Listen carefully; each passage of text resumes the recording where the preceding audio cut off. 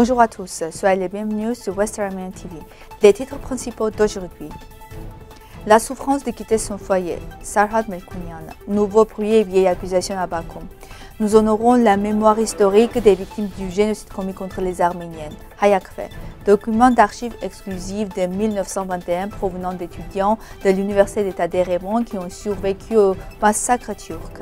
La California Arménienne Législative Caucus Foundation annonce des bourses d'études en mémoire du génocide des Arméniennes. Une exposition temporelle consacrée au 140e anniversaire de Barser Kanatian a été inaugurée au Musée de la littérature de l'art.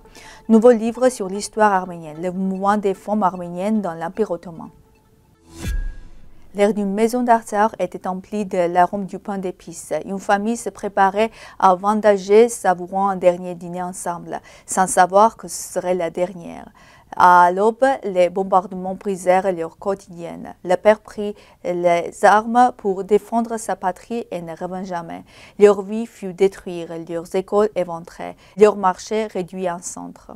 L'exode devint inévitable. 120 000 habitants d'Artsakh durent fuir, laissant derrière leurs maisons souvenirs et espoirs. En chemin, ils croisèrent des pauvres sans sépulture, des mères portaient des berceaux vides, des drapeaux ensanglantés. L'air était imprégné de cendres et de douleur. Arrivés en Arménie orientale, un nouveau défi les attendait. Préserver leur culture face à l'oubli, tandis que le monde parlait de paix, leur histoire était menacée d'effacement, mais ils refusent d'abandonner. Ils enseignent à leurs enfants les chants et les traditions de leurs ancêtres, gardant vive la mémoire de leur patrie perdue. Un jour, ils prieront à nouveau à la Sainte Église, marcheront dans les rues de Stepanakert, graviront les montagnes de Chouchi et rentreront chez eux. Les médias et les responsables azerbaïdjanais tentent de présenter l'héritage persan d'Erevan comme étant azerbaïdjanais, déformant aussi l'histoire. Les derniers scandales concernent la mosquée Konde, construite en 1687 sous la domination perse. Les médias azerbaïdjanais accusent les Arméniens d'avoir détruit la mosquée azerbaïdjanaise, exprimant leur colère face à la présence d'un restaurant sur les lieux. L'ambassadeur d'Azerbaïdjan en Iran a également tenté d'exacerber les sentiments anti-arméniens. Cependant, ces affirmations ne sont pas vraies. La mosquée Tababash est une structure chiite et persane et n'a aucun lien avec la culture azerbaïdjanaise. Cette propagande s'inscrit dans la stratégie de l'Azerbaïdjan visant à s'approprier le patrimoine arménien, comme en témoignant la destruction d'églises et de cimetières arméniens en Artsakh et les tentatives de profanation des valeurs culturelles.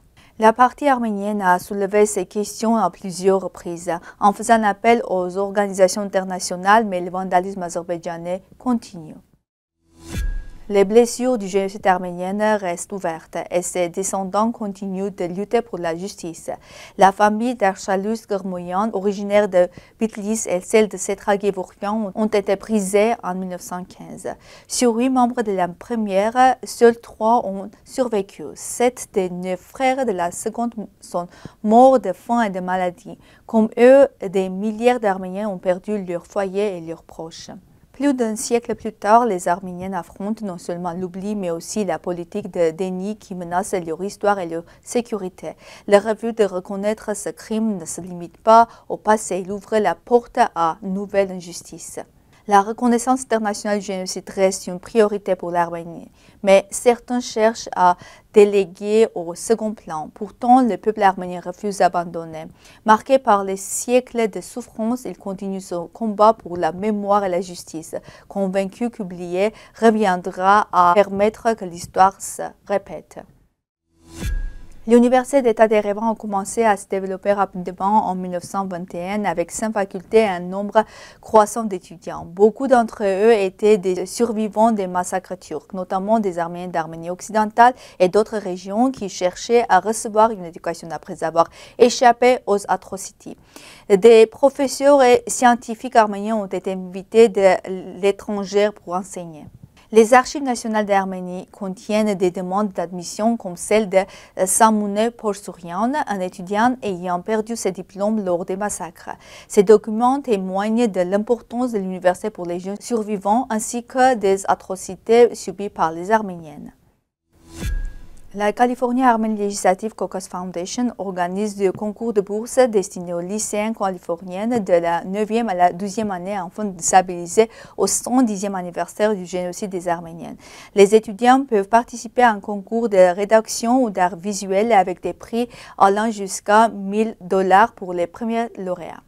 Les essais doivent porter sur une personnalité historique arménienne de Californie et son impact sur la communauté arméno-américaine, tandis que les œuvres d'art doivent illustrer l'influence et les contributions de la communauté arménienne en Californie. Les finalistes du concours d'art visuel pourraient voir leurs œuvres exposées au Capitole de l'État de Californie. Les candidatures doivent être soumises avant le 28 mars 2025 via un formulaire en ligne. Les gagnants seront annoncés le 24 avril 2025 et recevront une reconnaissance spéciale de la Fondation lors de la journée annuelle de défense des droits des Arméniens.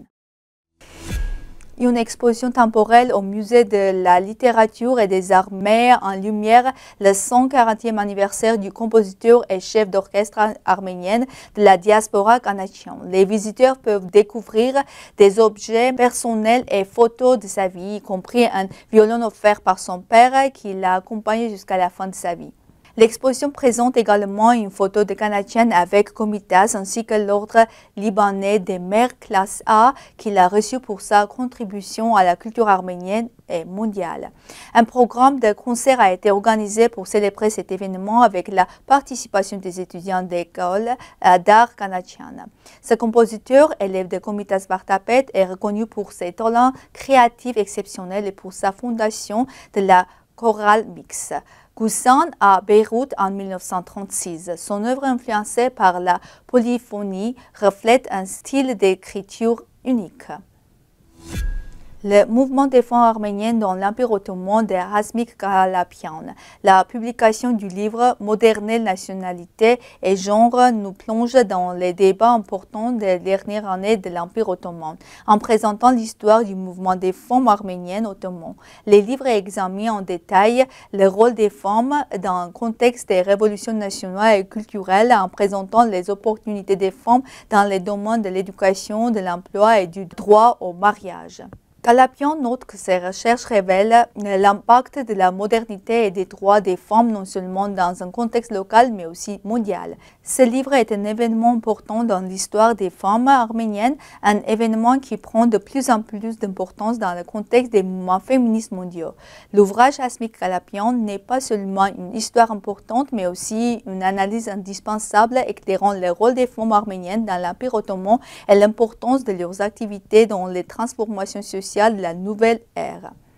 Le livre Mouvement des femmes arméniennes dans l'Empire ottoman a été publié par Bloomsbury Publishing House, inclus dans la série des Arméniennes à l'époque moderne et ancienne. C'est tout pour aujourd'hui. Merci d'être avec nous. Au revoir.